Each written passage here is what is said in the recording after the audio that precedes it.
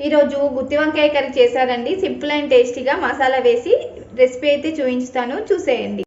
ముందుగా మసాలా తయారు చేసుకోవాలండి. మసాలా కోసం అయితే పల్లీలు, ఎండు కొబ్బరి, ఎండుమిర్చి, ఇంకా అవి వేయించుకున్న తర్వాతనైతే ఇందులోనే నువ్వులు కూడా వేసి అయితే వేయించుకోవాలండి.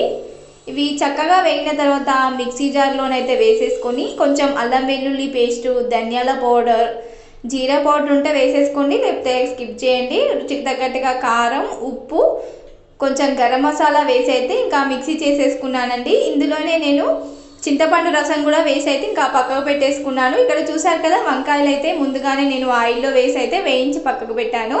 అదే బాణీలో ఇంకొంచెం ఆయిల్ వేసి అయితే పోపు దినుసులు, ఇంకా ఉల్లిగడ్డ వేసాను, కరివేపాకు వేసేసి మనం ముందుగా చేసిన మసాలా కూడా వేసేసుకొని ఒకసారి కలిపేసి అయితే ఈ వంకాయలు, వేయించిన వంకాయలు వేసి మూత పెట్టి ఉడకబెట్టుకున్నారనుకోండి, కర్రీ అయితే ప్రిపేర్ అయిపోయింది. మీరు కూడా ట్రై చేయండి.